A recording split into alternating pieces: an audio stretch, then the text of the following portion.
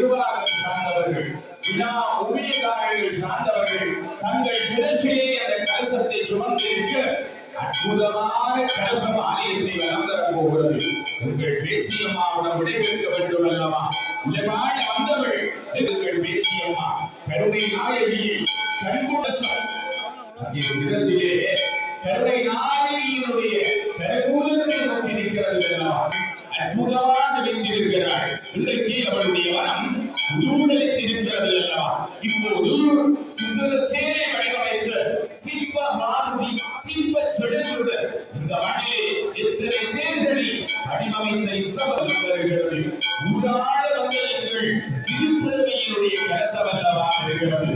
அருமையான மரணவேலை பாடுகளோடு வீரமாக அவ்வாடினுடைய பேர் காட்சி கொடுக்கிற வேளை எல்லோரும் வாங்களுக்கு அனுகரா சொல்லுங்கள். கலசம் ஈர்ப்பு நாடமாக இருப்பது என்னவா? அந்த கலசம் இப்போது தேரில் பொருத்தப்பட இருக்கிறது. நிர்வாட்டியினுடைய தேர் திருவிழாவிலே அது அம்மாடை சுமக்க போகிற சித்திர தேர் அல்லவா?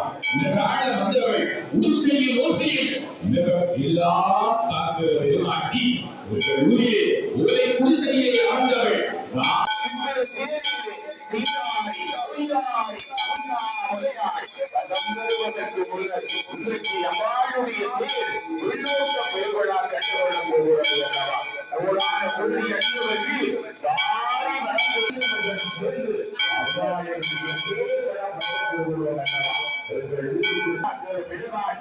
இருக்கிறோம் என்றால் இந்த கோவில் 100 ஆண்டுகளுக்கு மேல் பழமையான கோவில். முதலாக அம்பாளுக்கு தேர் அமைந்திருக்கிறது. முன்னைய காலங்களில் எல்லாம் வேள்வி பெருவிழா சிறப்பாக இடம்பெற்ற கோவில். பின்னாளிலே ஆகமம் சார்ந்த வழிபாடோடு கூடிய ஒரு கோவிலாக அன்னையினுடைய கோவில் மிளிர்ந்து இன்று ஆகமம் சார்ந்த கோவிலிலே ஒரு வெள்ளோட்ட பெருவிழா கண்டிருக்கிறது. இந்த வெள்ளோட்ட பெருவிழா என்பது வரலாற்றில் கண்ட கனவு இன்றைக்கு மெய்ப்பட்டு இருக்கிறது. 100 ஆண்டு காலம் கண்ட அடியவர்கள் கண்ட கனவு இன்று மெய்ப்பட்டு இருக்கிறது. தேர் என்பது ஒரு கோவிலுக்கு ஏன் முக்கியம் என்பது பஞ்ச திருவருளை தருகிற படைத்தல் தொழில், காத்தல் தொழில், அழித்தல் தொழில், அருளல் தொழில், மறைத்த தொழில் என்று சொல்லுவார்கள். அந்த பஞ்ச தொழில்களிலே திருவருளை தொழுகிற தொழிலாக இருக்கிற பெருமாட்டியினுடைய அழித்த தொழிலை குறிப்பதுதான் இந்த தேர் திருவிழா. ஏனென்று சொன்னால் ஒரு கோவிலே திருவிழா இடம்பெற்றால் அந்த திருவிழாவிலே ஒவ்வொரு திருவிழாவிலும் மாலை திருவிழா என்றால் அது காத்தல் திருவிழா, தீர்த்த திருவிழா என்றால் அருளல் திருவிழா, கொடித்தம்பம் என்று சொன்னால் அது படைத்த திருவிழா. எனவே இப்படி சொல்லப்படுகிற போது இந்த அழித்தல் திருவிழா என்பது எண்ணத்தை அழிப்பது என்பதுதான் பிரதானம். எங்களுடைய மனங்களிலே இருக்கிற ஆணவம், கண்மம், மாயை, இந்த மும்மலங்களை அழிப்பதுதான் இறைவனுடைய தேர் திருவிழா என்று சொல்லப்படுகிறது. எனவே தேர் என்பது ஒரு கோவிலிலே சிறப்பு பெறுகிறது. சொல்லுவார்கள் திருக்கோவில் இல்லாத ஊர் அடவிகாடு என்பது போல ஒரு கோவிலினுடைய ஒற்றுமையை பிரதிபலிப்பதும் தேர் திருவிழா தான். ஏனென்றால் வடம் பிடிப்பார் வான் உலகத்திலே இடம் பிடிப்பார் என்று சொல்லுவார்கள். ஒரு கோவிலுக்கு தேர் ஏன் அவசியம் என்றால் அந்த மனங்களிலே இருக்கிற அழுக்காறுகளை இறைவன் தேரிலே வந்து தான் அழித்துக் கொள்ளுவார். உலகத்திலே மிகப்பெரிய தேர் திருவாரூர் தேர். அதற்கு பின்னர் ஈழமணி திருநாட்டிலே மாவட்டபுரம் கந்தசுவாமி கோவிலினுடைய தேர்.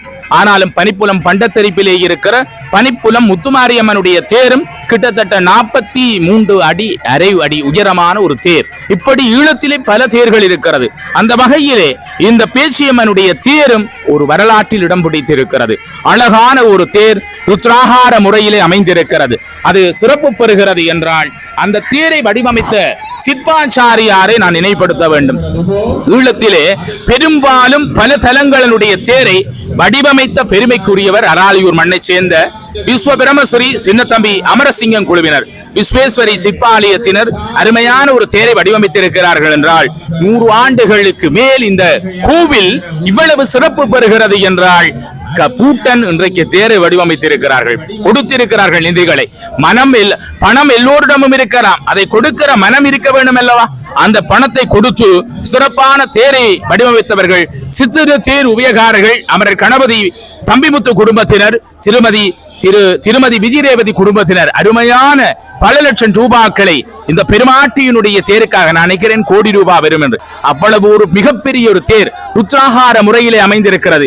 வியாழ வரிவரையும் நாங்கள் பார்க்கிறோம் அந்த வியாழ வரியிலே வரையப்பட்டிருக்கிற ஒவ்வொரு உளி கொண்டு செதுக்கப்பட்ட சிற்பங்கள் இங்கே நாங்கள் பார்க்கிற காட்சி காமாட்சி அம்மனுடைய காட்சி, அதே போல துர்க்கை அம்மனுடைய காட்சி, இப்படி உயிரோட்டமுள்ள 14 லோகமும் ஆளுகிற சிவகாமி, சொல்லினால் வெடித்துவிட முடியாத பெரும் சுந்தரியாக இருப்பவள். அவளுடைய ஒவ்வொரு ஓவியங்களையும் என்ன உயிரோட்டமுள்ள ஓவியங்களாக வியாழ வரி வரையும் சிறப்பித்திருக்கிறார்கள். அதே போல யாழியினுடைய வடிவம், கலசத்தினுடைய வடிவம், ஒரு தேர் உயிர்ப்பு பெறுகிறது என்றால் தேரினுடைய வடிவமைப்பு அக்கினி சுமாலை போன்றது.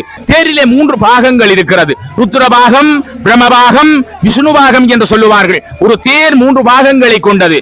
தேரிலே முதலிலே இருக்கிற பாகம் ருத்ரபாகம் என்று சொல்லுவார்கள், அதுதான் கலசம். ஒரு தேர் உயிர்ப்பு பெறுவது என்பது கலசம். ஒரு தேரை நீங்கள் பார்த்திருப்பீர்கள், முதலிலே வெள்ளோட்ட பெருவிழாவுக்கு முன்னர் தேர் அண்டத்திலும் இல்லை பிண்டத்திலும் இல்லை, ஆகாய வெளியிலே தேர் இருந்தது.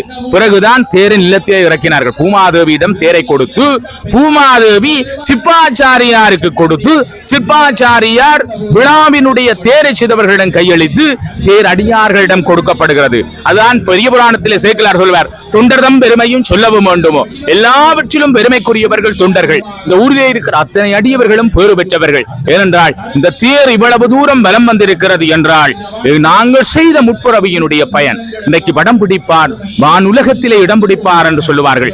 அந்த அளவு சிறப்புக்குரிய இந்த தேரை இன்றைக்கு படம் பிடித்திருக்கிறீர்கள். உங்களுக்கெல்லாம் வளமான வாழ்வை அம்பாள் தெருவாள். அவள் பேச்சியம்மனாக இருக்கிறாள். கிராமிய தெய்வத்திலே பேச்சியம்மனுக்கெல்லாம் அந்த காலத்திலே விழா எடுத்திருப்பார்கள். அருமையான தேர், கலை மிளறுகிற ஒரு தேர் வலம்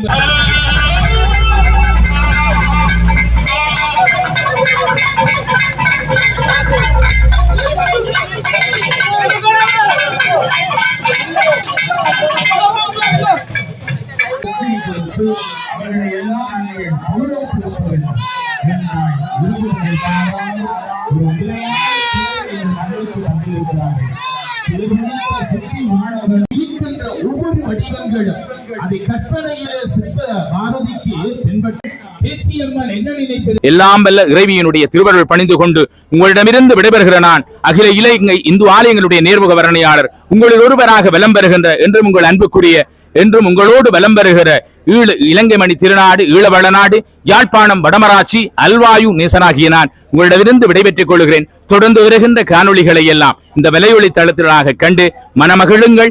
இன்னும் பல ஆலயங்களுடைய நிகழ்வுகள், சுவர்சியமான நிகழ்வுகளை எல்லாம் இந்த வலையொலி தளத்தினூடாக நீங்கள் கண்டுகொள்வீர்கள். இதுவரை இந்த வலையொலி தளத்திலே நீங்கள் இணையாது விட்டால் இணைந்து கொள்ளுங்கள்.